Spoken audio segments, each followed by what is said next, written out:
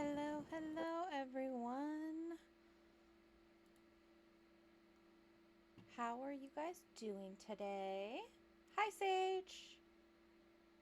Okay, sorry, let me get things situated. All right. Hello. Welcome to this week's book club. Um, did I? Okay, there it is. Cool, cool, cool. So, um, I'm gonna be real with you guys. It was rough getting through this book. I don't know why. I just could not focus on it all weekend. So I literally ended up finishing it yesterday and today. Uh, and had to get the audiobook and set it to 2 times speed and read along with the audiobook. um and not that I didn't like the book. I don't know, I just couldn't my brain didn't want to focus, I guess. But that being said, I did really enjoy it, as I have with all of these books. I am Hi, Kameko. So I am gonna do this a little bit differently this week.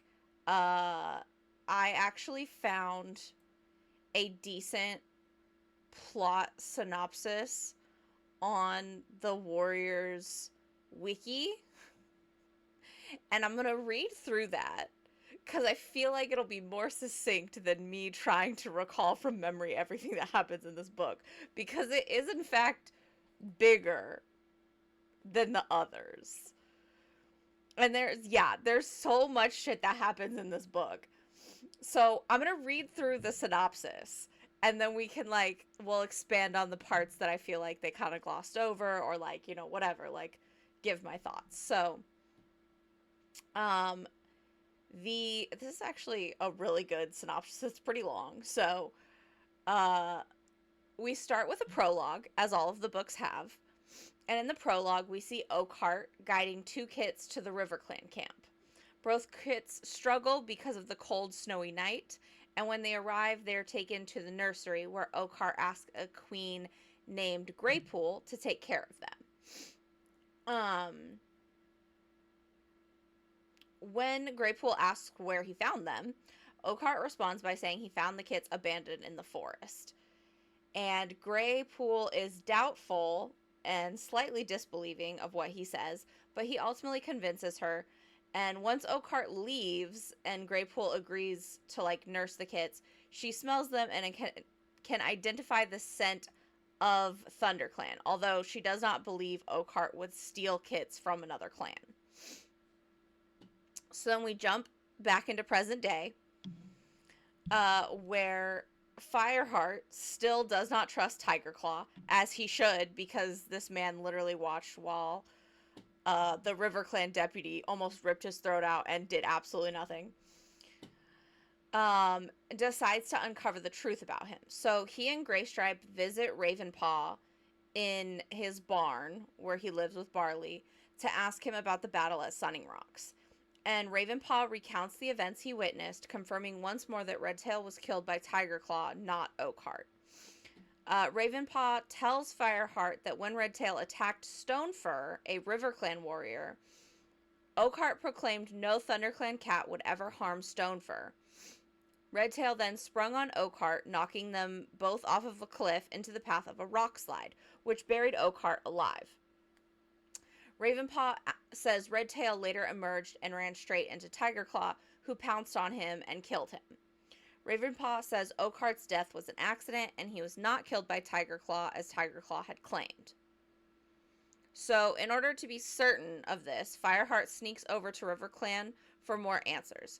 Him and Greystripe ask Silverstream if she was in that battle, and she says no, but she gets Mistyfoot, who was in the Battle of Sunning Rocks and also is Oakhart's daughter.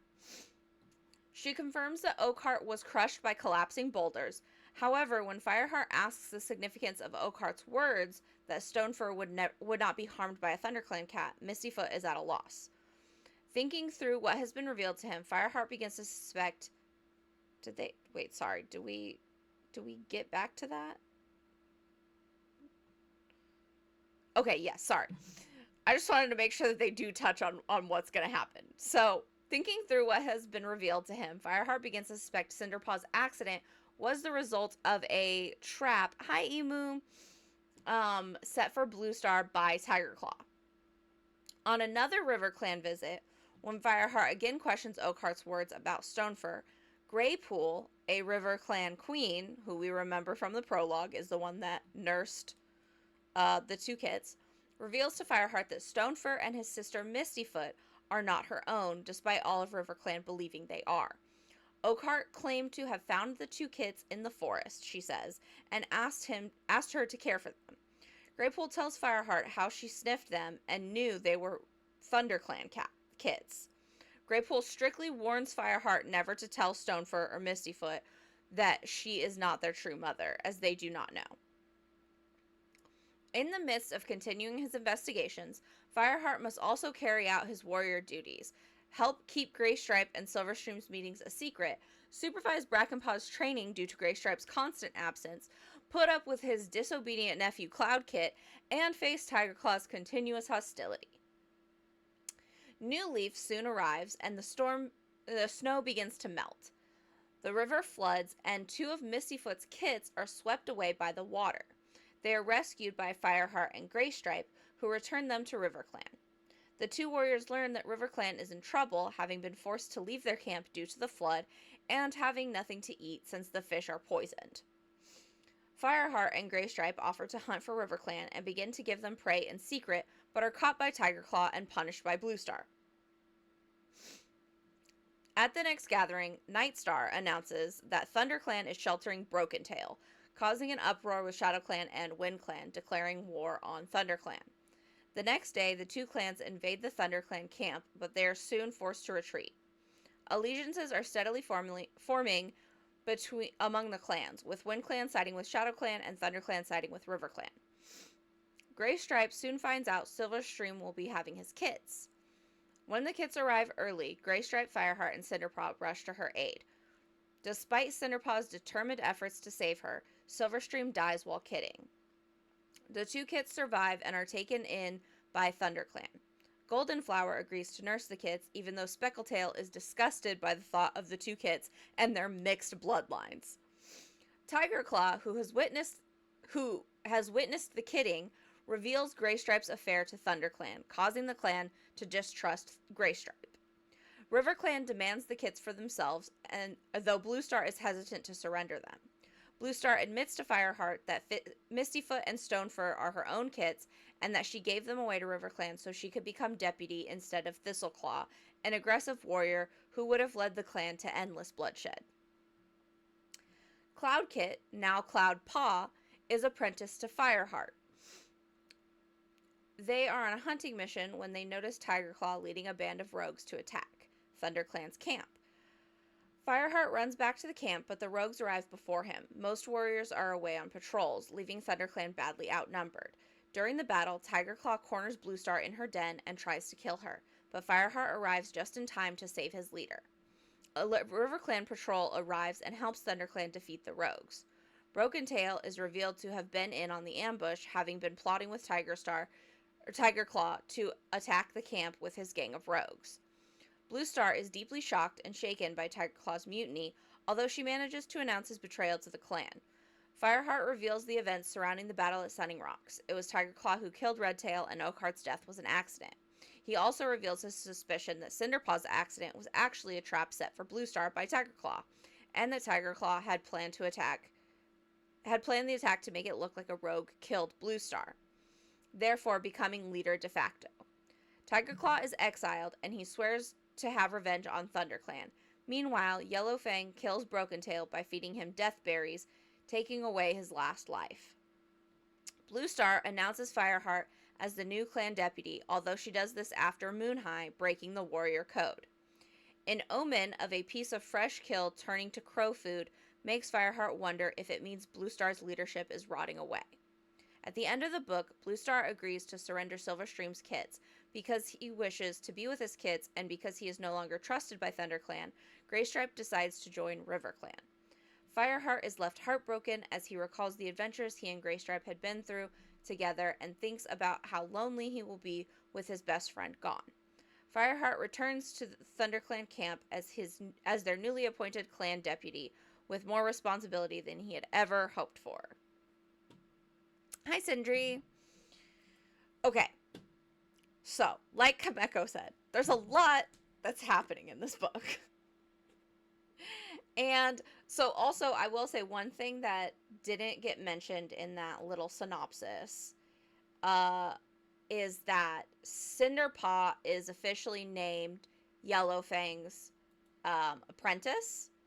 So she's going to be the next medicine cat, and she has to journey to the Moonstone to, like, you know, receive her medicine cat powers, as it were. So the first thing I want to talk about, actually, is it's kind of the thing, like, that had Kameko crashing out last week. Is this, like, almost obliviousness of Fireheart. Yes, and so then, yeah, when Silverstream went into labor early, Fireheart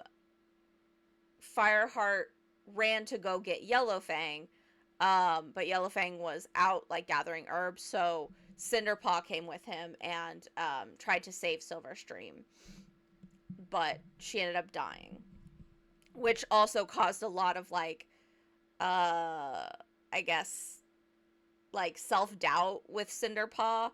Like, listen, I love Cinderpaw so much, and I feel so bad for her. Like, first, she's all super excited to be a warrior, and then she gets hit by a car, and so she can't be a warrior anymore. And so then she's sad about that, and she's like, I am useless to the clan. And then Yellowfang's like, no, you're gonna be a medicine cat like me. And then she tries to save a cat who went into, like, also, I feel like Silverstream went into labor so early. Like, I don't know what the typical cat gestation period is. And also, time is a little, like, time passing is a little wonky in these books. But, like, how early was, like, because, I mean, the kids were able to live after birth, so it couldn't have been, like, that early. But still. But yeah, so then she can't save Silverstream, so she's like, I'm a terrible medicine cat, and I lost her, and I'm like, no, baby, like, I mean, you know, stuff happens. You did your best, and both of the kids are alive. Did you just look that up? Okay, so I guess it wouldn't have been that early, because that's only a little over 2 months. So, like, I guess it wasn't, like, terribly early, but still.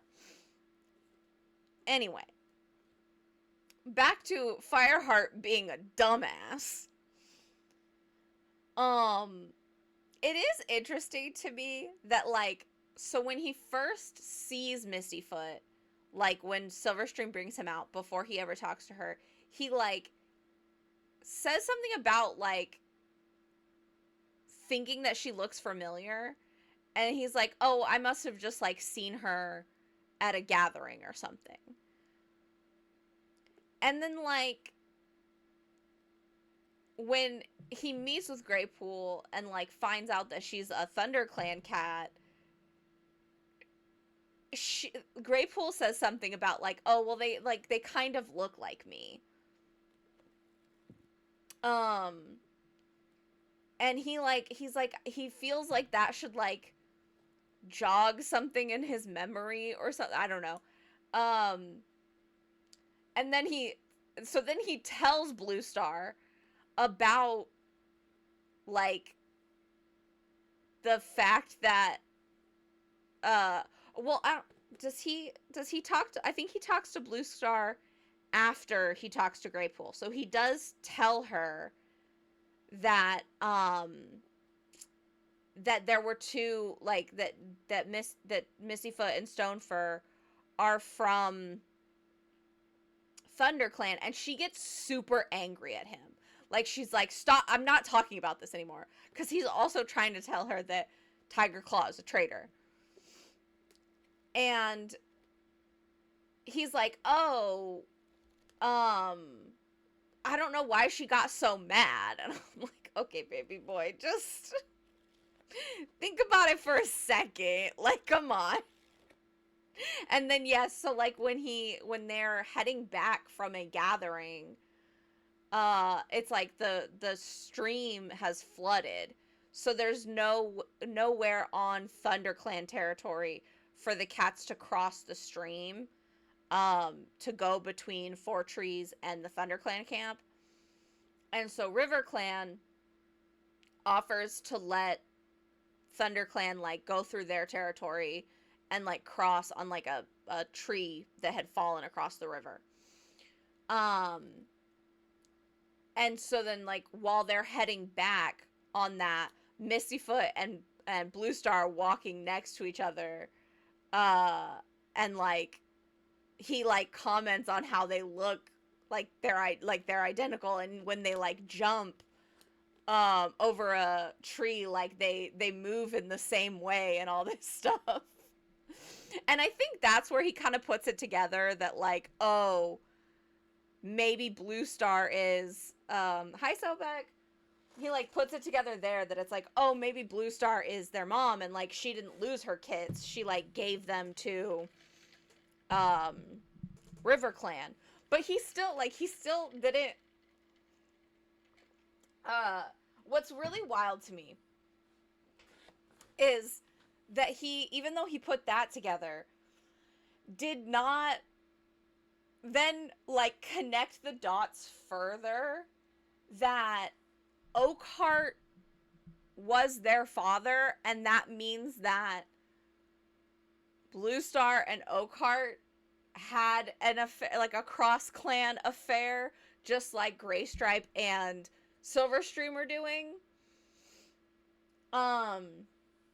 You also find out that she actually had 3 kids, and one of them wasn't strong enough to, like, make that journey to RiverClan territory, and ended up, like, passing in the, like, you know, like, while they, like beside the river, I guess.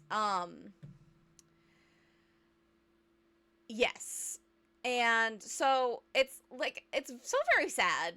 And then there's, like, this conversation that, like, when Blue Star finally tells him, they, like, have this conversation, and it's kind of like, I don't know, Blue Star, I mean, Fireheart feels very judgmental of, like, oh my gosh, how could you just abandon your kits for ambition? And it's like, hey, bud, maybe that was the best decision for them. Like, and don't get me wrong, I don't know, I think I have, like, the fact that I could just pull out Mosquito's name without hesitation. I need a Life My Warriors addiction showing. No, it's great. I love it. It's okay. I definitely just have, like, random facts in my head, and, like, people would talk about something, I'll just pull it out of nowhere, and then everyone looks at me like, why do you know that? But yeah, like, it feels like when they're, like, having this conversation that Fireheart is, like, very judgmental towards Blue Star for, like, giving her kits to RiverClan. And, like, I kind of get it, but I also really don't. Especially because, like, in the clans, yes, there is this, like bigger bond between um mothers and kids. But Fireheart was born a kitty pet. Literally. Okay. So that's kind of the point I was going to make, is that like Fireheart was a kitty pet, which means that like when he was born, him and all his siblings were taken away from their mom and like given to other families. So like this isn't a weird thing to you. Like I feel like in that culture, and then again, like you said, like Princess gave him her firstborn to take to the clan after, as you said, hearing about how the clan kits or the clan cats are starving all the time and dying of like green cough and shit. Like, but then you're gonna sit here and judge Blue Star because she sent her kits to another clan where their father was and are being well taken care of? Like, come on now. And like, I don't know, I'm just very like, it felt weird. It felt not great, that conversation. Um but then like again, like I think it kind of also like draws this connection with uh with like Gray Stripe and Silverstream and their kits.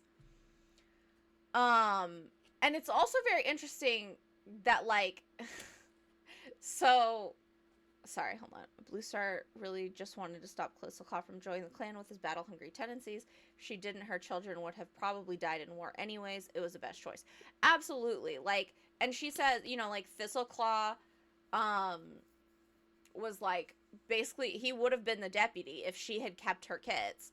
Because no one's gonna let a nursing cat be deputy. Even though, like, I get it, but also feels a little sexist. But anyway, yeah, like I absolutely agree. If Thistleclaw had become deputy and then leader after the previous leader had like passed, hi Bobby. Her kids would have died, like, fighting probably River Clan. I don't know. And so, like, it's just very, like, yeah, she made the best choice for literally everyone involved. I don't, like, Mistyfoot and Stormfur are perfectly happy over in River Clan, like, living their best life. And so I'm just kind of like, come on now. But anyway, so the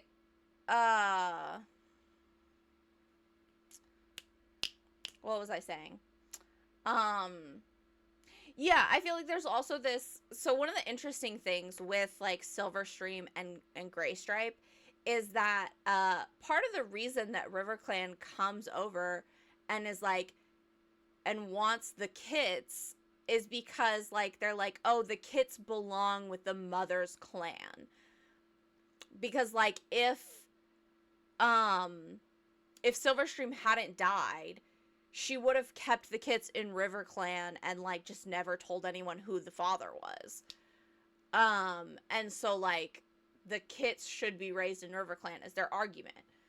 But and so I think like Blue Star's history is also part of what like keeps her arguing that like no, the kits should stay here with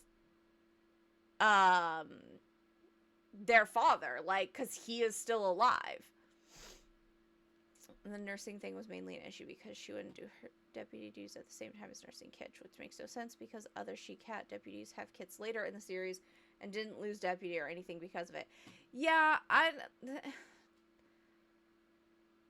just, like, I don't know. Like, again, it's just like it feels like I get that it's like, oh, when you are like, when they're queen, like when they're actively nursing, like they stay in the nursery with the other queens and they don't really go out and hunt. They don't really like, but they still fight. Like, there are multiple times where we see the queens fighting. And Blue Star even said, so when Blue Star is telling Fireheart about, the like giving her kits to Oakheart, she literally says, I told everyone that I went out hunting that morning and left my kits safe in the nursery, and then made it look like a badger or a fox got in and took them. So, like, clearly it's not out of the norm, or it wasn't at that point, for a queen to go out hunting. And, like, I'm just saying the main, like, deputy duties is just, like, talking to the leader and telling people when and where to go on patrol. I think the main issue is she wasn't deputy yet, so her having kids would have made the leader at the time not choose her and choose a more currently able deputy. Sure, I get it, but also, like, I feel like my argument still stands in that, like, the main duty that we see of the deputy that, like, isn't, like, normal warrior, like, duties is talking to the leader and giving other cats orders of where and when to patrol and hunt, which she can still do in the nursery. And she was actively going out and hunting. And we actively see queens that are still nursing, fighting in battles. So, like, I get what they're trying to say. Like, I get it. But I'm just, I feel like it's flawed logic, personally. But that may just be the, like, raging feminist in me. But regardless, she made the choice she made, and this is where we are. And like I said, like, I think it worked out for the best for everyone. Mistyfoot and Stormfur are, like, healthy, happy cats. Mistyfoot has, like, 4 kits of her own in this book. And, like, it's all good, you know?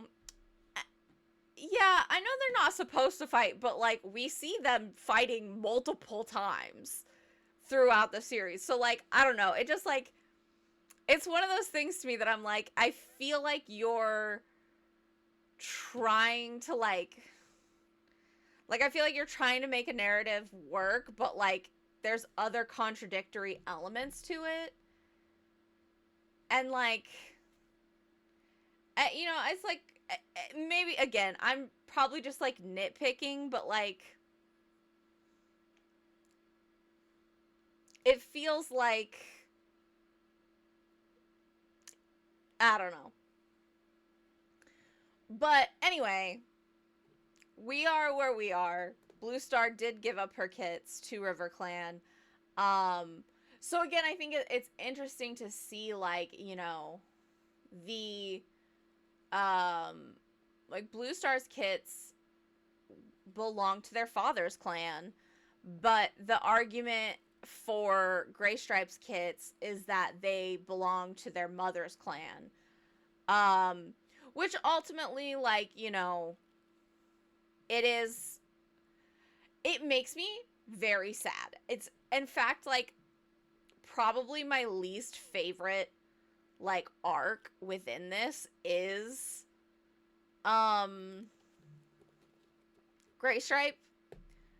But I think it does make sense and is probably for the better that, like, Gray Stripe ends up leaving and going to RiverClan and, like, raising the kits there, because and the point that he gives too, right, is that, like, I'm not um I'm not gonna like ask the clan to fight for my kids, like, and they clearly don't trust me or accept me anymore.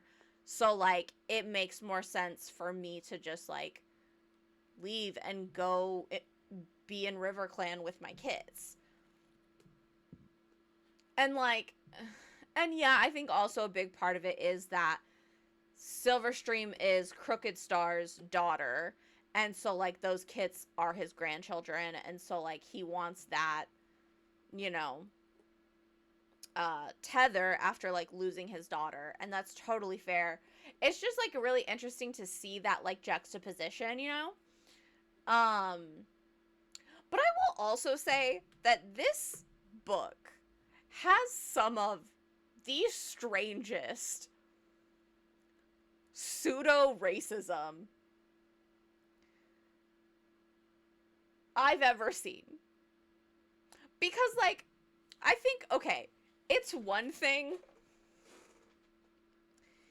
It's one thing for all of the clan cats to be like, oh, kitty pets are like, we don't like kitty pets, right? Because it's like, okay, they live a vastly different life than you. They are, you know, taken care of by humans. They don't hunt, they don't fight. Like, they are vastly different. Like, their life is vastly different. But the multiple times in this book that they refer to Graystripe and Silverstream's kits as, like, mixed in this very derogatory kind of tone is so weird. Like, you guys are all clan cats. You all live relatively the same life. And, like, there, you know what, actually, canonically, River Clan cats are, more beautiful because they eat fish. Because the, like, fish gives them these, like, glossy, silky coats. And, like, they're all, you know, like, they're more well fed and everything. So canonically, the River Clan cats are hotter because they eat fish. But it's like, I don't know. It gives a really bad taste in the mouth to, like, let me see if I can find it. I don't think I'm gonna be able to, cause like, but like Speckletail, when they bring the like kits to Golden Flower to like nurse, Speckletail's like, oh, make sure you, like, you know, are like, before you agree to anything, like, ask Blue Star where the kits come from. And like, there's like, what? She said there's bad blood in those kits, which, like, excuse me? Um, and she just has this, like, extreme level of, like, disapproval. Not just of, like, I get being, like, upset that Graystripe was, like, quote unquote betraying the clan. Because, like, and we do see him, you know, when when ThunderClan gets into a fight with RiverClan, like, we see Graystripe not, like, fighting as hard and, like, not really attacking the RiverClan cats. And so, like, I understand this level of, like, oh, you know, you're like betraying the clan by being involved with someone from another clan, because when you meet that cat in battle, you're not going to be able to like stay loyal to your clan. So it's like, I get it. But for you to then basically say that any offspring of that couple is like a pariah and just like lesser and like has bad blood, that's racist. Like, that's when we're just getting into like cat racism, which is wild. And so I'm just like, anytime it like came up, I was just like, I don't, I don't like that. Um, but yeah, it's interesting. I will say, I think that, so the other thing, hi Callie. Um, the other thing one of the other things I noticed while I was reading this book that I kind of wanted to like discuss and see if anyone else kind of has thoughts on this, is that, and I don't know if, I don't know if this is just like normal, but Fireheart seems to have a like very strong connection to StarClan, like more so than other warriors. Like almost on the level of some medicine cats. Hey Kameko, did you enjoy the library? Okay, cool. So like I'm not reading into this, like, because there's a couple things. So there's on the one hand, like, I think we see multiple times where you know, like he has the dreams with, and it's almost like Spotted Leaf has become his like guide. Like, we see multiple times where she comes and warns him in dreams, or like he'll just have dreams of like something that's gonna happen, or like something that did happen. Um, and so it's like he seems to have this like stronger connection with StarClan. And okay, cool, yeah, he is the only non-medicine cat to talk to StarClan regularly.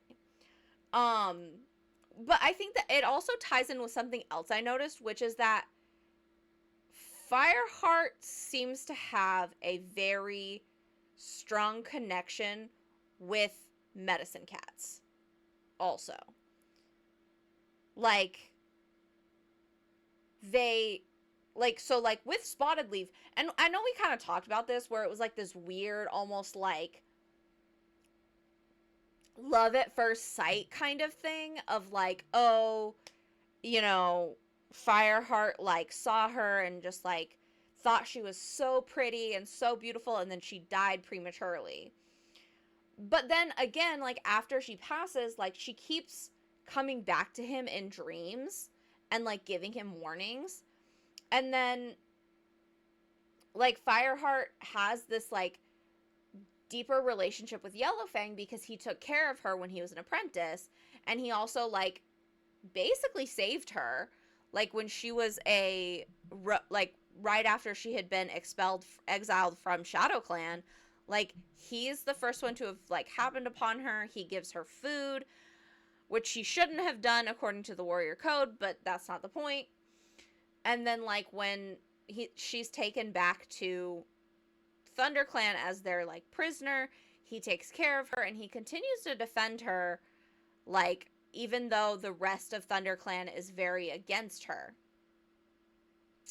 And then, you know, Cinderpaw is his apprentice first. And after she gets injured, she like becomes the apprentice for Yellowfang. But like he still maintains a like friendship with Cinderpaw. And at one point in this book, Cinderpaw even like refers to Fireheart as her best friend. So like I feel it's just this like interesting thing to notice that it seems like Fireheart has a very like strong connection to every medicine cat, like at least within ThunderClan.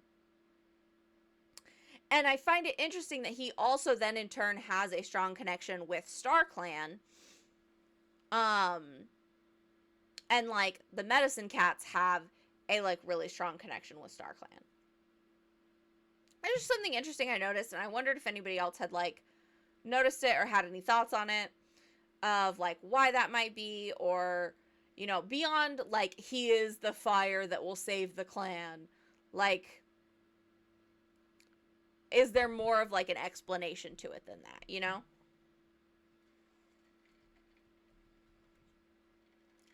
Honestly, he has stronger than you would expect connection with like running nose too. Okay, yeah. It's entirely the fire prophecy. That's fair. I mean, I don't know though. It feels like, is it I feel like to me it then becomes this like I guess sort of like chicken or egg situation of like, does he have a strong connection with StarClan and the Medicine Cats because he is the fire from the prophecy, or is he the fire that will save the clans because he has the strong connection with StarClan and the Medicine Cats? But if you use that logic, he also had a strong connection with a lot of cats in other clans. He's just Jesus. Okay, that's fair. But again, right? It's like, I don't know. Maybe I'm just I don't know. It's one of those things of just like I find it interesting because even when you have like quote unquote chosen one situations, I don't feel like there's always this like super strong connection to whatever chose them.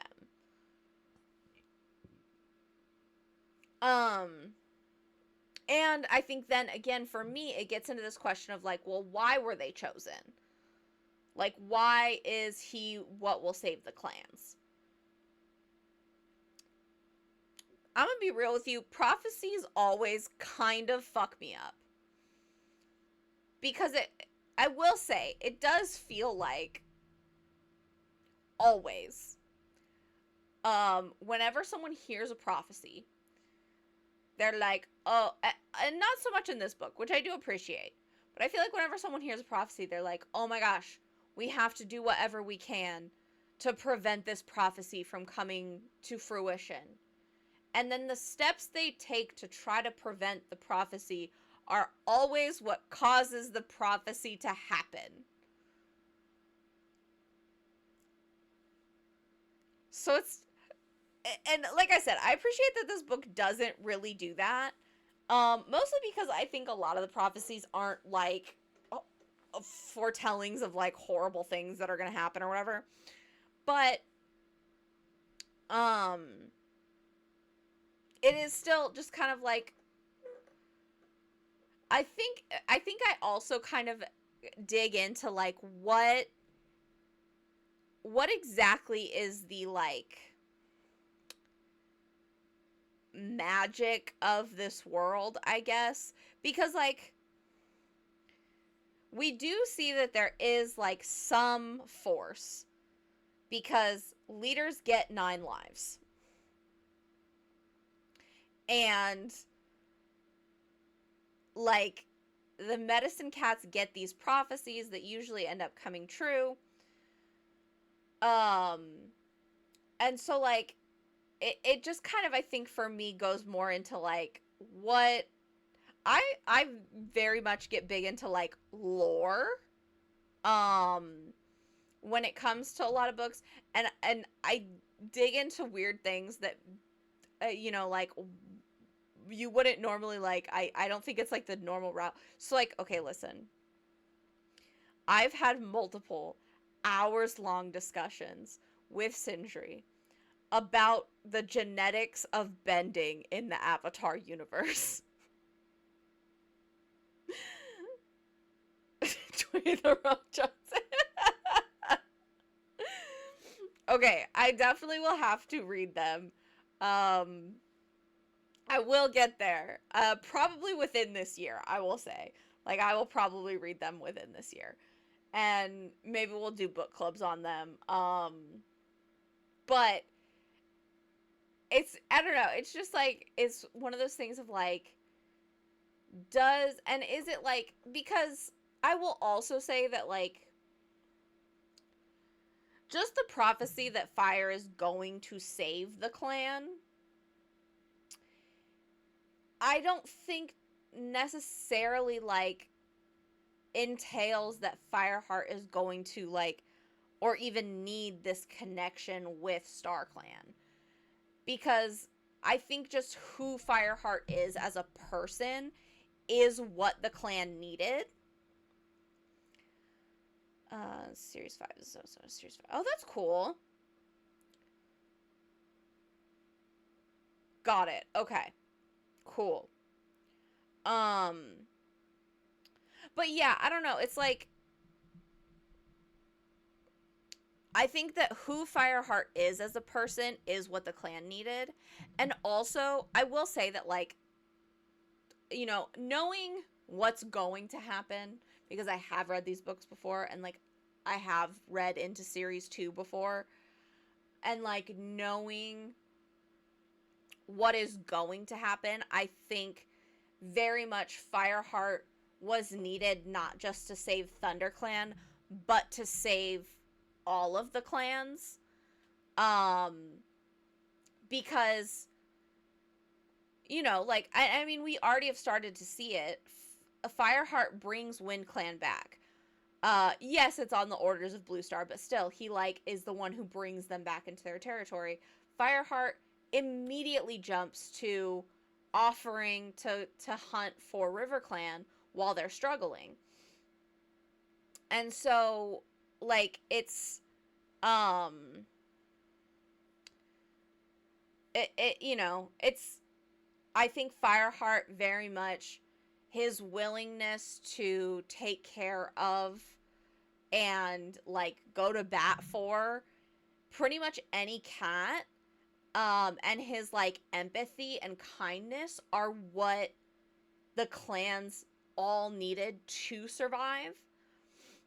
And it's, I will say, I do love, okay, I'm gonna talk about Fireheart for a minute, because there's things that he shows in this book that I love, and also things that he shows that I fucking hate. So, let's start with the bad stuff. He is so stupid sometimes. Like, we already talked about him just being super oblivious about the, like, whole Blue Star with Missyfoot and Stonefur. And we talked about, you know, like, he's, like, he just continually makes choices that I'm like, why would you do that? Why'd you do that? And, like, I will say, like, I think, especially him just volunteering to hunt for RiverClan struck me as really stupid, because I'm like, I feel like if you had gone to Blue Star and said, hey, the river flooded so much that RiverClan can't stay in their camp right now. Like, their whole camp is flooded out. And also, Two Legs poisoned the river, and so all the fish are making them sick. Blue Star would have been like, yes, we should in fact help them. Because she has already made the point, and Firestar again recalls it, that the forest needs all 4 clans to survive. And so I'm just kind of like, why didn't you just go talk to her? Like, why didn't you just, like, make sure Tiger Claw isn't there first, because, you know, he's an asshole, but just talk to Blue Star. And then you wouldn't have had to be doing this in secret. Like, I don't know. I think like that was one of my biggest things. And then like I feel like, and yeah, and when he is found out and Tiger Claw takes him to Blue Star, like Blue Star understands why he did what he did. Um she's just like, you broke the rules. Like you like she's not even like necessarily mad at him. She's just like, well, you broke the rules, so you have to like be punished. Um and then I don't know, I think a lot of his interactions with Cloud Kit uh also kind of bug me, because he like I under like, don't get me wrong, Cloud Kit is a lot and he gets on my nerves. But I feel like one of my biggest pet peeves is when people just like tell especially children to do something without taking any time to explain why. And I understand that some situations are like, time is of the essence and you don't really have a lot of time to like explain your thought process or like what the situation is. But continually we just see Fireheart and other cats telling Cloud Kit not to leave the camp, not to do these things, not to do this, not to do that. But no one ever takes the time to be like, hey, it is really dangerous. And if you go out there, you could get attacked by a badger, which does happen. Um, and like all this stuff. And yeah, like Cinderpaw's accident, you know, like, and like, yes, he did tell her, like, he did tell Cinderpaw to stay in the camp. But he just said, like, no, just stay here, I'll do it. He doesn't, like, he didn't take the time to be like, it's very dangerous, especially if Shadow Clan is out there. I need you to stay in the camp. I need you to, like, you know, whatever. Like, I feel like there was a way he could have said it that wouldn't have had Cinderpaw running off. And again, I'm not blaming Cinderpaw's accident on Fireheart, because it was 100% Tiger Claw's fault. He was scheming and stuff. And we're going to blame the actual perpetrator of that. But he could, like, be a, like, I don't know. I feel like, again, I just get very frustrated. And I think it's the, like, it's the neurodivergent in me that's like, you can't just tell people things and not give them a reason. Like, I need a reason. If you're giving me a rule, you have to tell me why. And here's the thing, guys. I never touched a stove as a child because my mom said, hey, don't do that, it'll hurt. And I said, got it. Like, and I understand that people are different, and some kids will still touch the stove, even if their parent says it's gonna hurt. Because they just have to learn for themselves. But, I don't know. I just, like, it really frustrates me when people just, like, give orders and give orders and give orders and never, like, explain anything. And that's probably just a personal pet peeve of mine. Like I said, very neurodivergent. But yeah, so like that kind of frustrates me. And then again, like, it felt like his conversation with Blue Star about her giving up the kids felt super judgmental. I didn't love that. And then the other thing that just really was pissing me off is that there are several points in this book and the last one where Fireheart doubts himself about Tiger Claw. And in the last book, I can be understanding of that, right? Because, like, no one else really, like, believes it.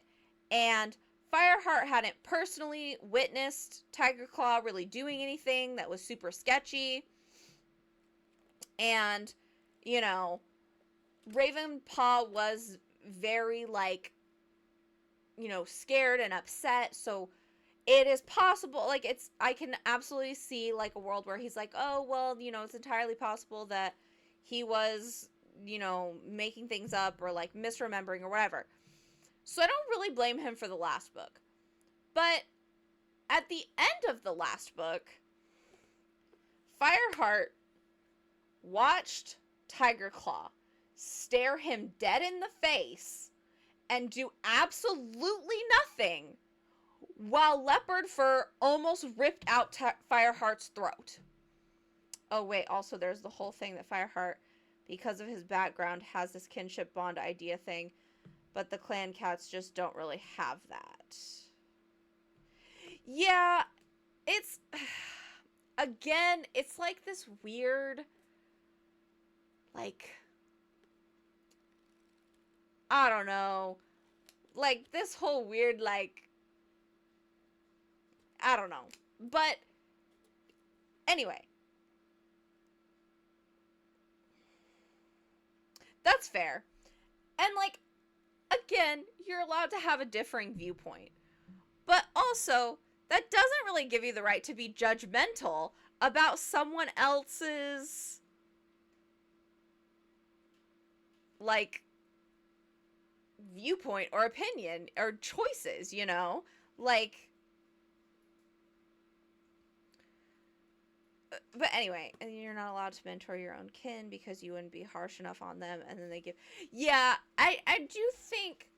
But I will also say that I think that Fireheart is the right choice to mentor Cloudpaw, because I think that, like... Oh, hey, you got it closed.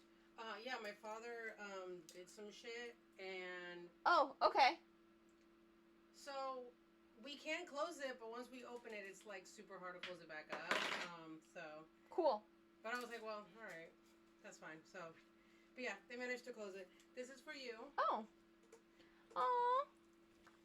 And then I got soap. And also beautiful some sunscreen, because I love shopping at my Is mom. this Nike? Yes, because you know that's what they're gonna, like, get. But, so, perfect, sorry to interrupt. No, you're fine. Those shirts apparently only get delivered to Puerto Rico and can only be bought there. You can't sell them online. Like, they don't sell them online. And my mom had to order some of them because they didn't have all the sizes. So she orders them for my aunt to go pick up. And she's like, yeah, and they also said that they don't deliver to the U.S., like, to the States. And I'm like, we're part of the U.S., but, like, apparently it's because they only sell them. They ship them and only sell them in Puerto Rico. And I'm like, that's some bullshit. Whatever. Interesting. Yeah. Interesting. So yeah, so my mom ordered, so... My, Sindri's mom bought me a t-shirt. That apparently they only sell in Puerto Rico. So... But yeah, so my mom now... So she bought that white one, and then she got me and my sister black ones, but they have to get shipped. Okay. Because for some fucking reason, they can't just ship them from the store. Whatever. Anyways, did you eat dinner? No, not yet. Okay. Is there anything particular you want? No, I was gonna ask what you wanted. I wasn't sure if you wanted to eat leftovers or if you wanted to order something. I want to order something, but I don't know what. Alright. Okay. Sorry. So, because I couldn't type up while I was driving. You talked about Avatar The Last Airbender, and then you were like, yeah, the 4 clans in there, and I'm like, this is just sounding more like Wing Clan, and I'm like, did we just steal the, like, you're like, brought back one clan, and I'm like, okay, this is just Avatar The Last Airbender, like, what are we doing here? What are we doing? And also, and we did talk about that fucking bullshit of, like, oh, I love how we just, like, we communicated the one thing, but now we're just gonna forget, like, it's like, don't be second-guessing yourself. yeah. Don't be fucking second-guessing. You already know that he's the bad guy. Listen, I gotta tell you, it frustrated me so much. Okay, really quick, to address the Cloudpaw thing.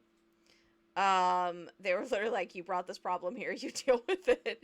Yeah, I think Cloudpaw being given a Fireheart is an extremely fair thing, because the other cats would also probably be more harsh on him.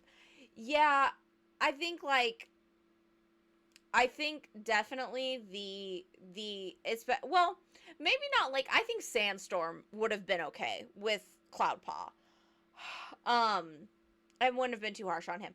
But I do think that Fireheart mentoring Cloudpaw is the right decision because he seems to like struggle more with following the warrior code, and I think that Fireheart is very good about following the warrior code, but also didn't grow up with it. So he like had to learn it, and he has to, like, you know what I mean? And so like, and he also again has to like make that point of like, a lot of the other cats just see him as a kitty pet, and they feel the same way about Cloudpaw. And so, like, I think it is important for Fireheart to be his mentor. But back to this bullshit with Tiger Claw. There are several times in this book, after hearing Ravenpaw's story again, and again, what I repeat, watching Tiger Claw stare him dead in the face while he almost died and did nothing to save him.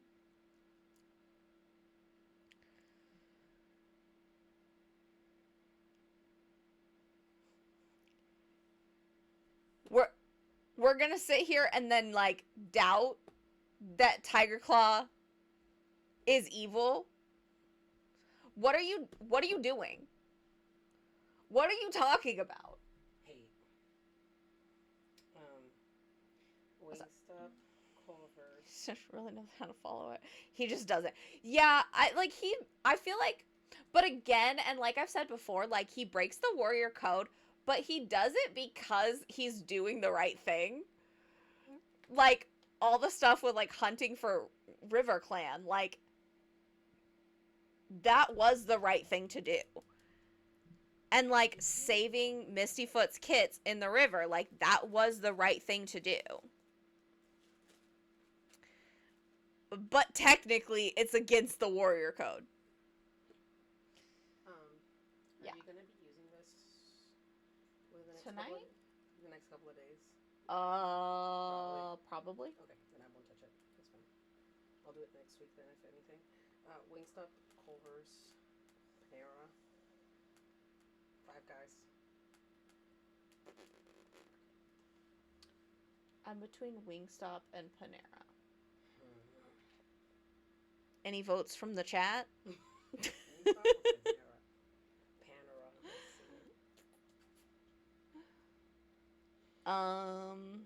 Let's see. Let's see.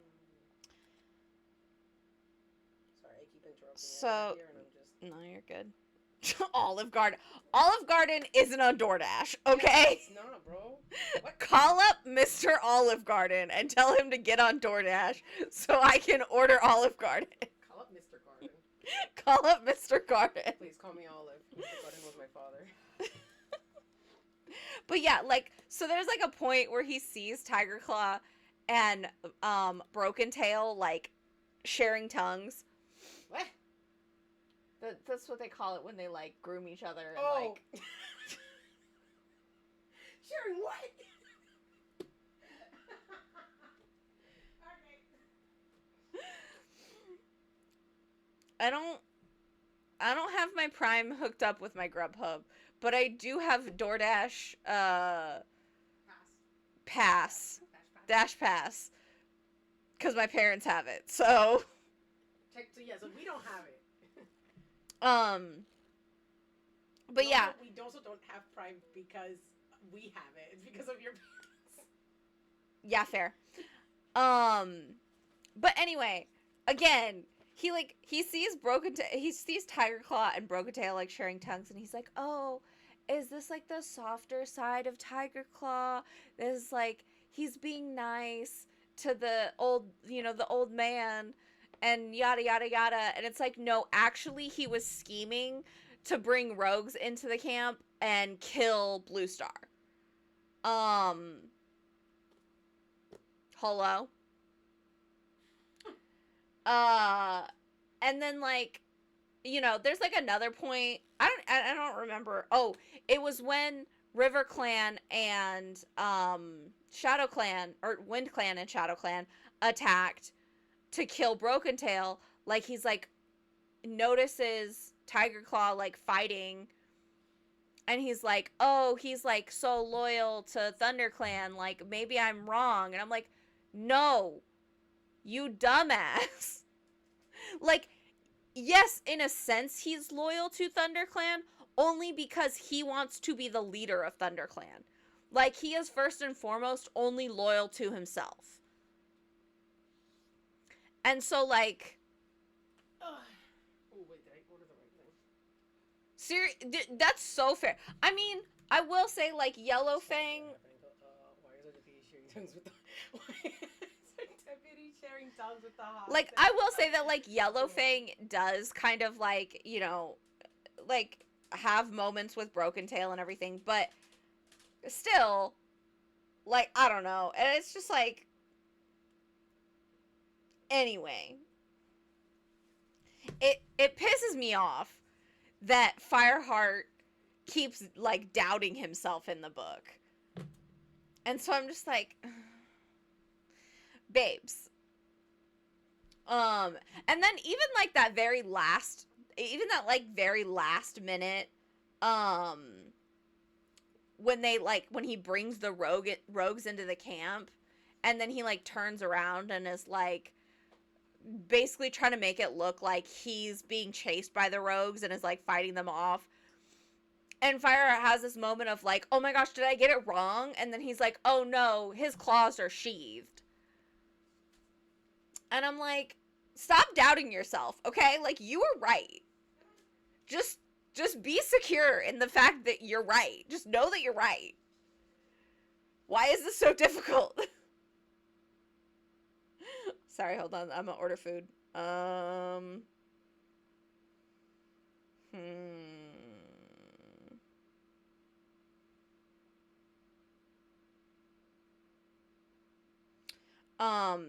But yeah, so that kept pissing me off.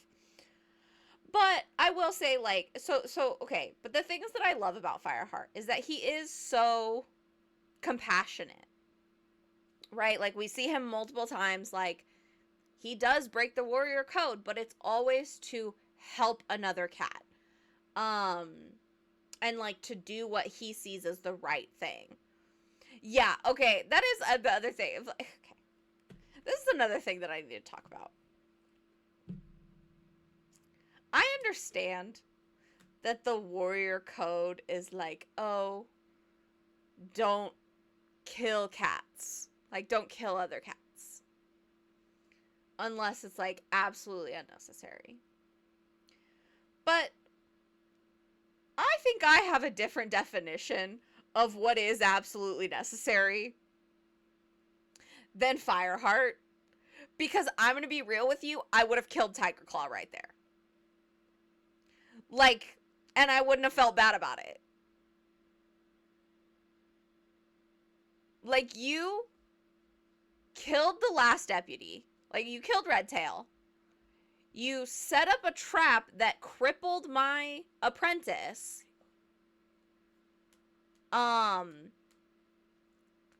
You tried to kill me while we were, like, they went to go look for, like, a route to Four Trees, and they found this, like, branch that was kind of going across the stream, and Fireheart was like, oh,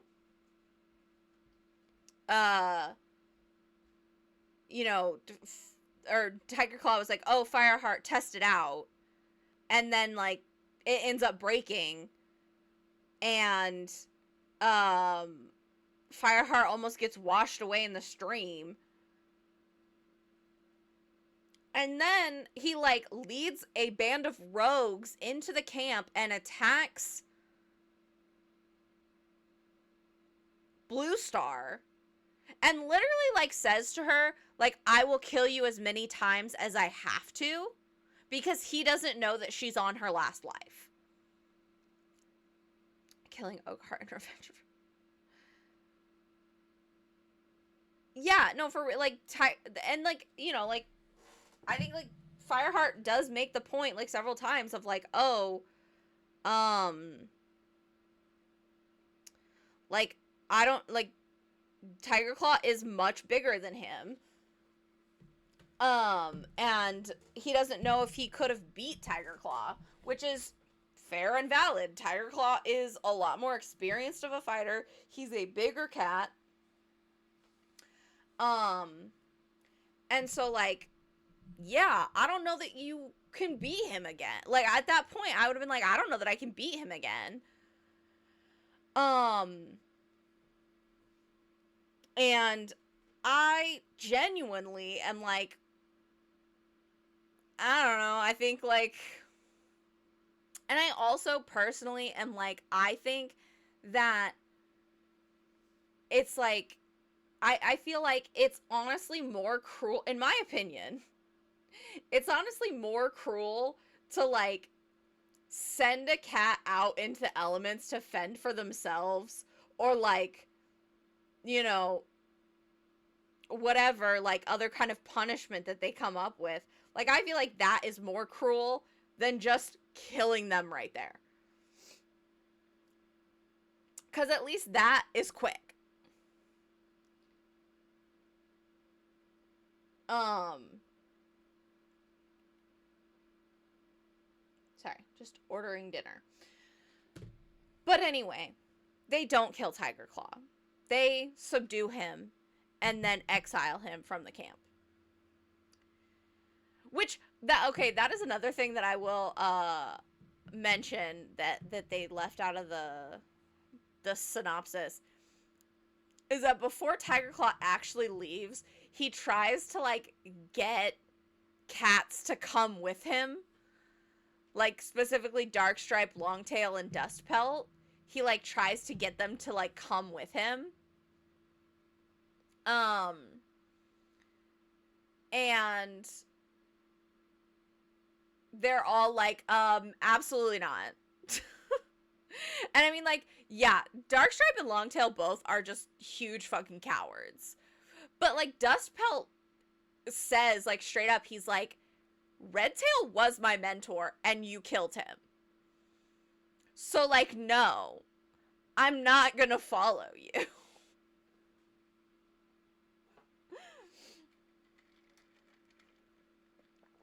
And yeah, I just like, I don't know. I think that it's like, I very much disagree with the whole like, oh, if I kill him, I'm just as bad as he is. And it's like, no, actually, you're not. Because you're not killing someone in cold blood for no reason. You are killing a murderer. So, I don't, I don't really see how that's the same thing, you know? Like, when we execute someone who committed mass murder, I feel like it's not the same thing as them committing mass murder. Feel like it's kind of different personally. Um or claw their eyes out in some cases and then still kill them because Yellowfang does feed him death berries. And I do really appreciate that Yellowfang in Broken Tail's dying moments was like, "Hey, guess what? I'm your mom." I find that very funny.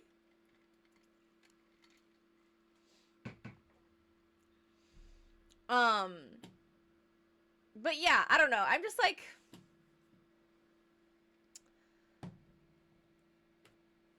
uh, ooh, interesting.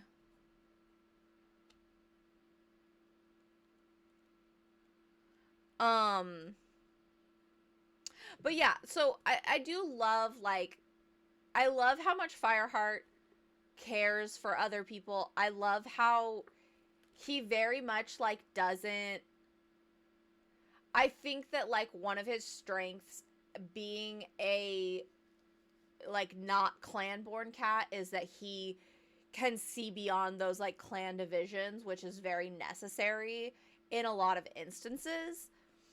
Um, and I think he like I think that he is very loyal, and like he is, like he is what ThunderClan needed, but he also like I think it's interesting because like he is extremely loyal to his clan and he would fight to the death for them.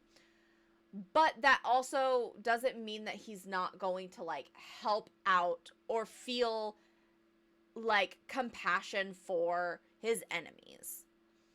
And I know that that kind of contradicts like my last statement, but like I don't like I don't think it's a problem to feel compassion for a terrible person as long as you don't let that compassion stop you from doing what you need to stop them. Like I I'm a person who like I try to be very passionate, like compassionate and empathetic towards everyone. And like so some of you guys might know that back in September, Kameko and I were staying at an Airbnb that was broken into while we were there, and it was a terrifying experience, and definitely have some trauma with that. But after that, like even with that, I remember talking to my psychiatrist, and I was like, as as upset as I am, like I still feel so bad for this person who did break in because he clearly was not m- mentally well. Like yes, it was terrifying and like I hate that it happened to us, but like this man was clearly suffering. And I felt bad for him.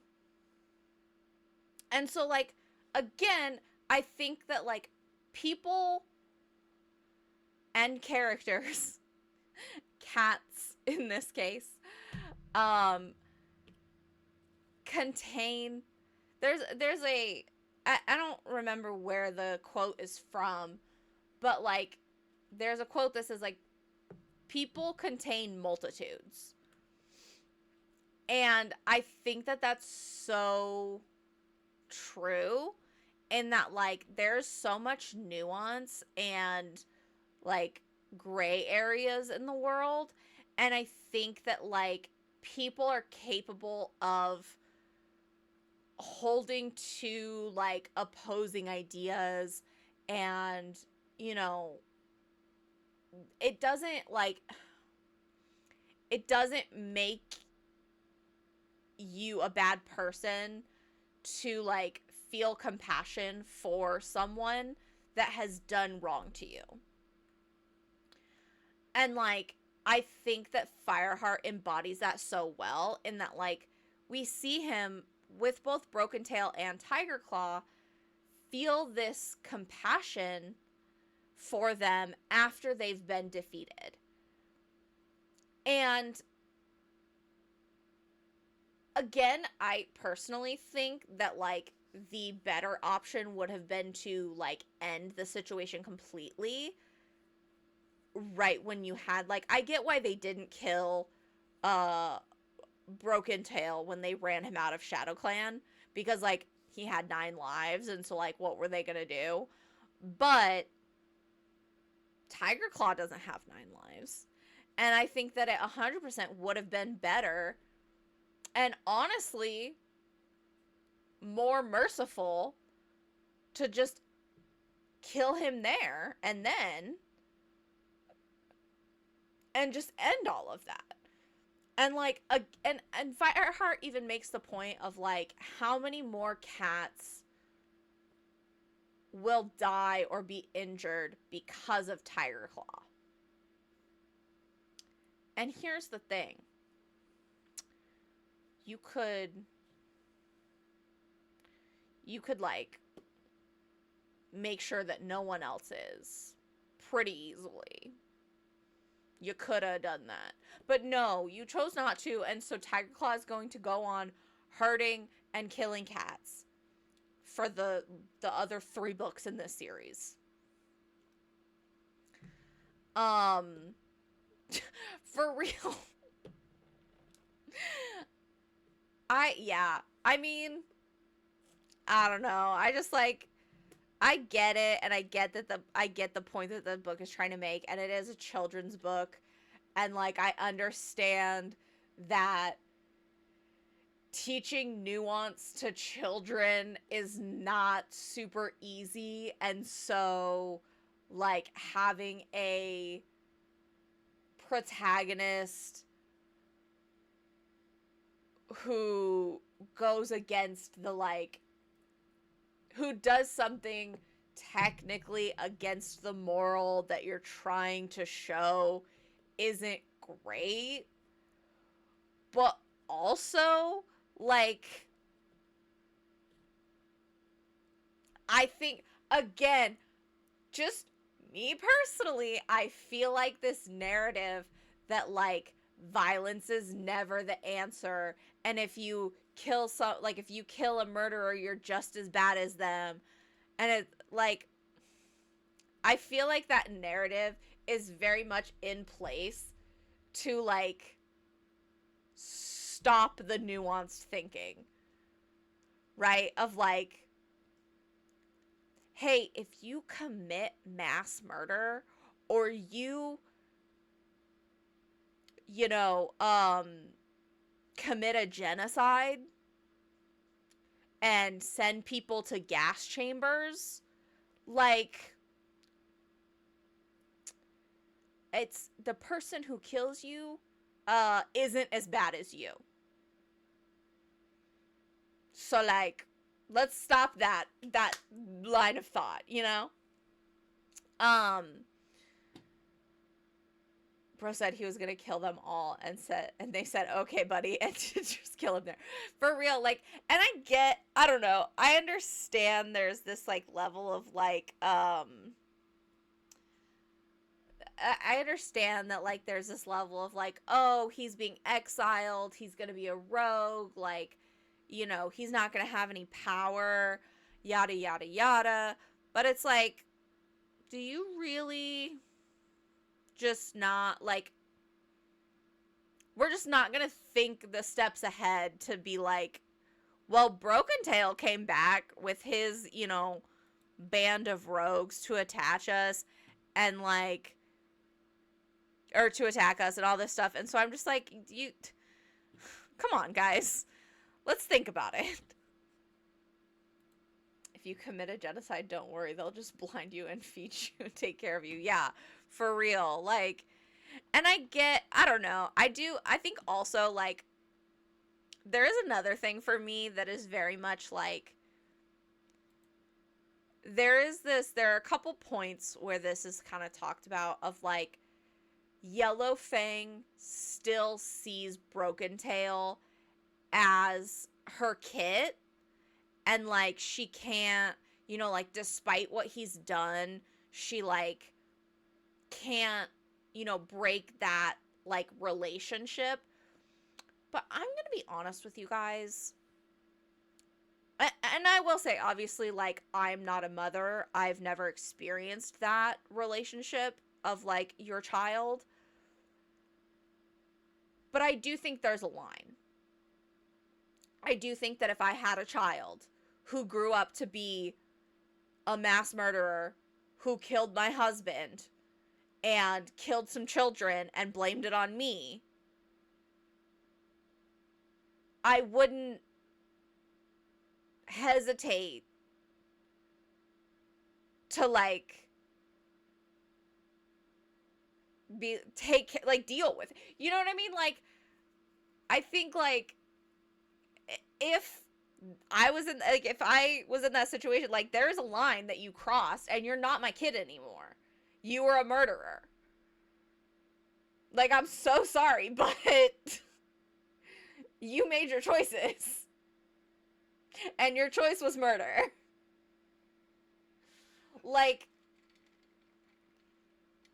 and I know that I think a lot of people have, like, I think a lot of people are more understanding of, like, children going no contact with their parents, or, like, you know, grandparents, or like, less distant relations. I think it's a lot more, like, looked down upon, or not necessarily looked down upon, but just this kind of, like, unheard of for, like, a mother to go no contact with her children. But I'm gonna be so honest with you. Sometimes you gotta. Sometimes it's necessary. And I think that for Yellowfang, it was necessary for her to kill Broken Tail. Because he's out here killing other cats. He's out here doing all this shit. Like, come on, guys. Um, so yeah, I don't know. Like, I'm very much, like, not. I really don't buy the whole, like, oh, we're, like, blood related, and so you have to do this or that or whatever for, like, your family. Mostly because I personally believe that your family is who you choose they are, like, who you choose to be family. Um, and so, like, if you, as my blood family, are gonna act a certain way, then I'm not gonna choose for you to be my family anymore. Like, sorry. Like we said, like, there is a line. And I, I personally, I have very few, like, hard lines, because I try to be very understanding, and I do believe that the world is very black and, or is very, like, shades of gray. There's not a lot that I'm, like, black and white on. That list is growing every day, I will say. That list of hard lines, it's growing every single day. In the world that we live in,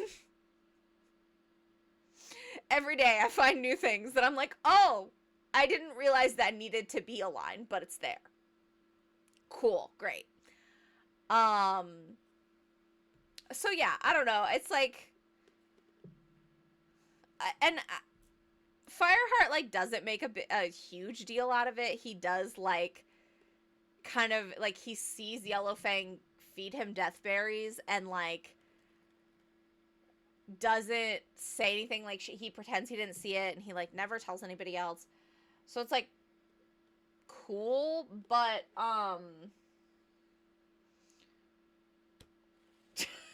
yeah, 100%. Like, I didn't realize that needed to be a line. I didn't realize it was a controversial statement that, children should be fed. And that's crazy, right? Um, I'm so just it's wild. Anyway, um, ugh, sorry. I'm like, I get such bad, like, sinus headaches. I don't know what I'm allergic to, but I get so congested and, like, stuffed up, like, I feel like my head is gonna explode. So that's super fun. We love that. Anyway, so yeah, the I do I think it's very interesting, getting back to the book. I probably am allergic to just the awful world. That's so fair and valid. Um, but I do find it interesting. So when Blue Star names Fireheart deputy, she does it so, like, the warrior code, like, tradition and whatnot is that, like, the new deputy needs to be named before Moon High, like, the next Moon High. And she misses that deadline. But also, I will say that when Fireheart goes to sleep before Blue Star names him as deputy, he has a dream where Spotted Leaf comes to him and says, StarClan is calling you. And so it's very clear to the reader that it is the will of StarClan for Fireheart to be deputy. Um, which is interesting because I feel like some people may, like some clan cats, particularly Darkstripe, might try to argue that, like, oh, he was named after Moon High, and so, like, it's, you know, like, not, like, it's not, like, up with the code, it's not, like, whatever, and so, like, he isn't really the deputy, or whatever. Which, obviously, is bullshit, but that's not the point. And then, like, having, you know, and no one else knows about it, but, like, Cinderpaw is the one who finds the, like, crow food in the fresh kill pile. And then, like, Fireheart knows about it. The events that made that happen, a leader didn't appoint a new deputy before the leader ended up also dying. Oh, solid. Cool, cool, cool. Yeah. I mean, that it definitely makes sense, right? Of like, hey, we need to make sure that there is always a deputy. So that when something happens, like, there is someone to step into that leader role. But still, like, I don't know. It's like, I think that, like, because of that rule, I think it would be easy for other cats within ThunderClan to, like, argue against Fireheart really being the deputy because it happened late. But again, we as the reader see, like, StarClan basically is, like, StarClan wants Fireheart to be deputy. StarClan is calling him. Which it is also very funny to me that Fireheart hears this in his dream and then is like, am I gonna die? Like, is Spotted Leaf telling me I'm gonna die? It's very funny to me that that's his first assumption, which is, I mean, it's fair, right? Like, StarClan is where you go after you pass. And so it does make sense, but uh you know, it's just very funny to me. Um Honestly, the cats who say StarClan's deputyship is cursed aren't exactly wrong. I mean, that's fair, but uh it's like, I can't wait to talk about Blue Star's depression and trauma, because after going through my own traumas and not just being a kid reading these books, I'm like, damn, they wrote this actually insanely well. Yeah. Like, if an angel visits me in dreams and tells me I'm getting closer to them, I would think I'm done too. No, 100%. I know, like I said, like, it makes sense. I get it. It's just very funny to me that he's just like, yep, Spotted Leaf came to tell me I'm gonna die. Um, but yeah, no, I will say, like, even just like the little glimpse of it that we see in this book of Blue Star just fully, like, checking out, like, just completely dissociating after Tiger Claw, like, attacks her, is, I think, a really good depiction of, like, that trauma response. Um and so it I'm very interested to see, like, in the next book, kind of how that gets explored, um and what they do with that. um okay, so here's the last thing I wanted to talk about, guys. I mentioned it earlier that my least favorite plot point arc in this is Gray Stripe. It genuinely made me so sad to read the last few pages of this book. Like, I understand. It's like how we were after the incident. Yeah, that's fair. Yeah. Um, but like, again, I understand why Gray Stripe made the choice that he made, and I do think it was a good choice overall. But watching Fireheart lose first Ravenpaw in order to protect him, and then losing Gray Stripe so that he can be happier is so devastating. Like, and then just like, again, like just watching Fireheart lose multiple friends in ways that like they're still there but like not. Thank you. Yep. Do you need me here? I'll move this. Oh, thank you. Yeah, I just didn't want to put it there because I was like, I don't want it. Yeah, no, you're good. But like, yeah, and it's so, I will say, as a person who has moved around quite a bit in their life and had to say goodbye to many a friend, I think they did a really good job of like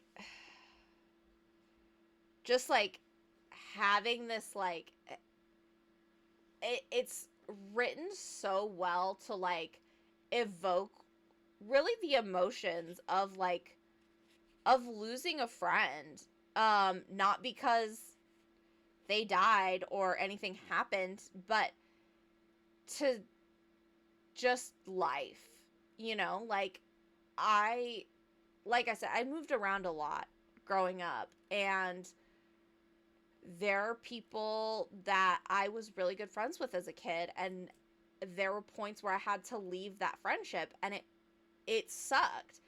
And like at that point in my life, like I didn't really have any other like, you know, traumas or anything. Um and so like that felt like it was the worst thing that had ever happened. And they do they evoke so much emotion in these books, and like the, you know, I think I love I really love Fireheart and Gray Stripe's friendship because it is so like it does, like, especially in like the first book, like it's just so fun and like carefree and happy and like, you know, um just like it's such a wholesome friendship, and there's no like ulterior motives or anything that either of them is trying to get out of the other. Like, it's just they enjoy each other's company, and they joke around and they play fight, and like it's such a good depiction of friendship. And then like, as somebody who reads a lot and feels emotions from what I read, it's my favorite thing as a writer and role player, being able to know I did something so well that people loved them enough to get attached enough to feel those emotions over it. Hence, I'm really good at death scenes. I've made many people cry with my death scenes. That's so fair. Um, it's, I will say, like, okay, I don't cry very often, just in general. Um, and I don't cry at like books or movies. Uh almost ever. there has been one book that made me cry. Um, and it was at a point that I don't think anybody else cried. I mean, that's not fair to say. I'm sure someone else cried at this part of the book, but it was at a part in the book that it was not like the very, very sad part of the book. um, I can't believe I was buying these books on release and waiting for the Hopeful Things Get Better book. That's, yeah. It is wild rereading these. Like, I don't, and I think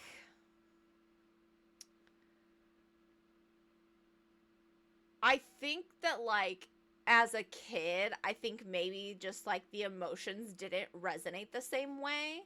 That, like, I was sad about certain things, but, like, I don't think as a, third grader, it really hit me in the same way that I can understand now as an adult and having experienced those depth of emotions and whatnot. Um, and also, like you said, like having things in my life to be able to relate it back to, of like that trauma, or you know losing friends, or whatever it may be. um that I think reading it as an adult, you feel those emotions a lot more fully, and like um and like deeply. But it is interesting to think about, like, little 8-year-old me reading these books. Or actually, I think I might have been 10. Like, little 10-year-old me, like, reading these books, and, like, you know, just being like, oh, I have to get the next one. I'm sure things will be better. I'm sure things will be fine in the next one. Um, oh, sorry. Um, that's fair. I don't know. I think, like I said, I will say, like, death is never something that, like, really makes me cry. Um, because, like, I don't know. I don't think that, like, death is inherently sad. I think that, like, the way that other people are affected by someone's death can be heartbreaking and very sad. Um, but yeah, I mean, we'll see. Like I said, I don't typically cry. And I think with reading, even less so. I brought the next book on release and was like, surely things will be better at the end of this one, and then it gets worse. That's so fair. Um, yeah, I do wish that I had a better memory of reading these as a kid, and like what my thoughts were.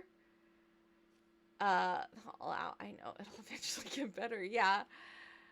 I think I think at this point I had um kind of figured out, like, the general, like, I guess structure of a story, in that, like, there's gonna be a happy ending eventually. Unless you're specifically reading a genre that doesn't have that. But I think, like, when I was reading these as a kid, like, I knew that things were going to get resolved and, like, end up okay.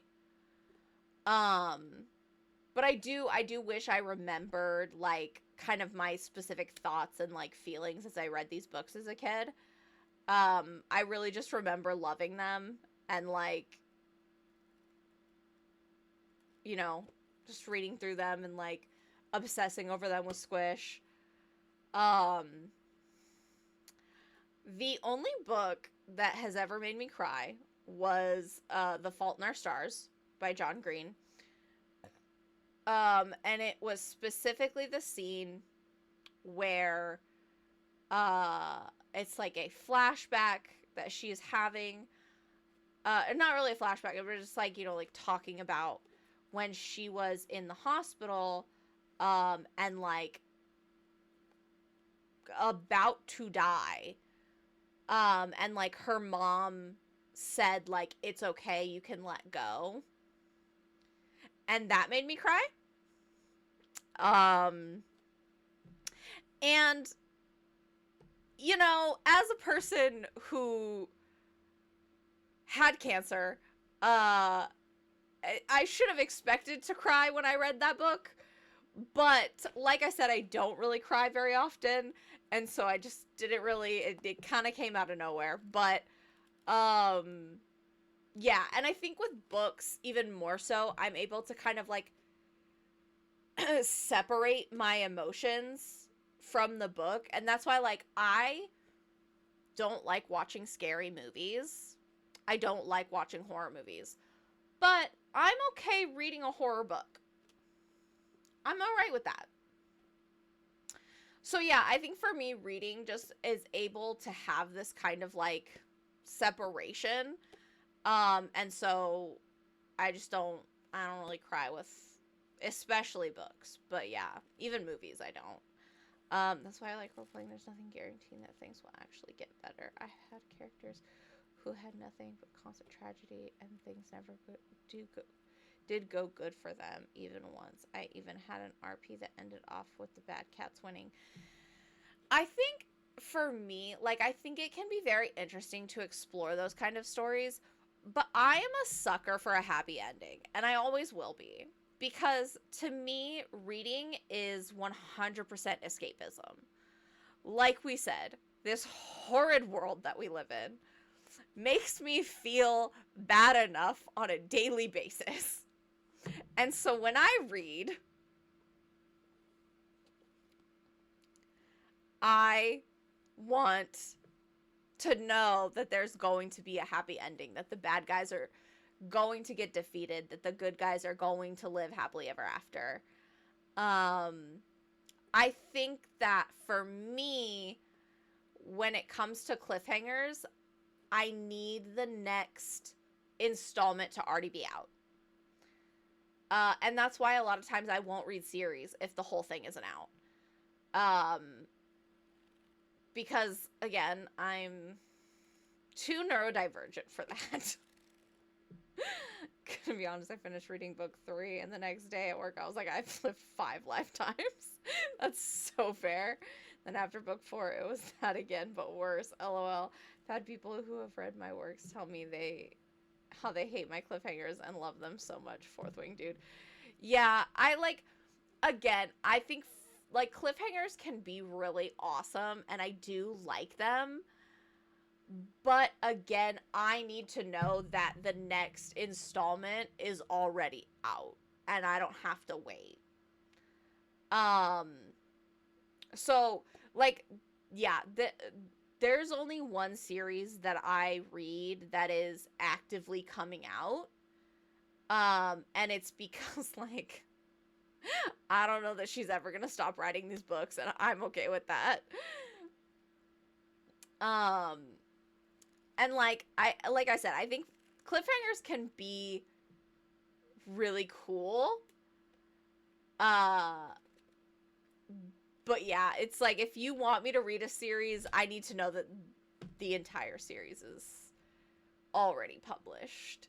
And when I do start reading something and I find out that it's like gonna have a sequel, I will sometimes stop reading it. Had one time I took a hiatus from a series writing thing. When I came back, literally I was told I'm so happy and so upset to see your cliffhangers again. That's so fair. uh, yeah, and I think like it's also one of those things of like, I think that cliffhangers have to be done right, in that like sometimes I I feel like some authors will just like overuse them, and I don't always feel like it's super necessary. But that being said, yeah, I think like they can definitely be fun. I just, I personally need to know that I can immediately go and read the next part. In order for me to engage with and enjoy the work, I need to know that like I can then just binge the rest of it. Um but yeah, so overall with this book, it's number 3 out of 6. Um I enjoyed, like the kind of exploring of a lot of these different secrets and like the different relationships between the clans and cats within a clan. Um, and I think this one gives you a lot more sort of space to like dig into the like real goings on between cats on the day to day. And like I do love getting to see Fireheart get another apprentice. Um, but yes, I was just so terribly sad when I finished it and Graystripe left, and I will have to go start reading the next book tomorrow. um, yeah, but I think that's probably going to be it for tonight. Thank you all so much for joining me. I had a whole lot of fun. Um, Next book, Rising Storm, will be discussed next Wednesday at 6. Um, the 25th. And yeah, I might try to stream this weekend, but I am getting a tattoo. So I don't know if I will, how I'll feel, to be honest. So we'll see. Um, but yeah, thank you guys so much for joining me, and super fun to talk about trauma. And oh, tomorrow we are having our session 0 for the Warriors D&D. Super excited for that. And then when we do start that campaign, um I am hoping to stream it. So you will get to see us roleplay as some feral cats who will have their own trauma. Yay! I am super excited. But yeah.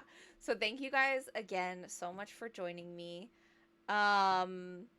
Oh my gosh, we absolutely should get PNGs for our OCs. Oh my gosh, that's a great idea. Hold on. I'll definitely be looking at artists tonight. So yeah. Oh, it looks like I'm having an ad right now. So I'm gonna just chat until that's done, and then we can raid Callie. I think Callie's still alive, right?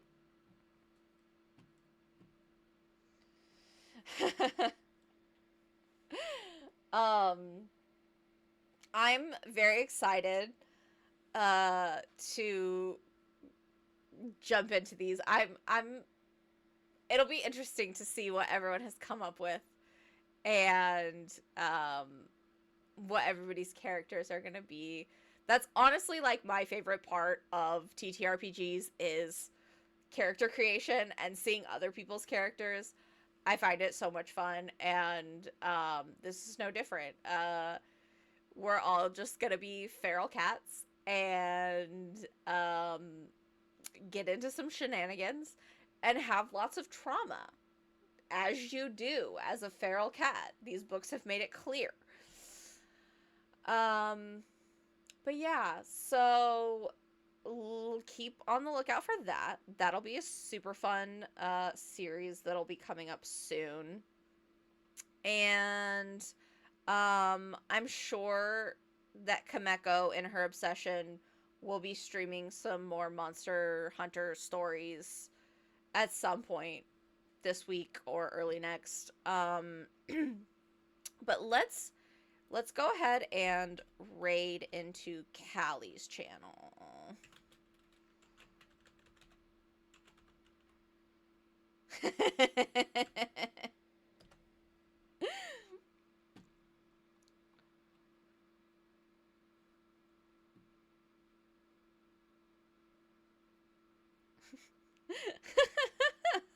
All right, bye guys.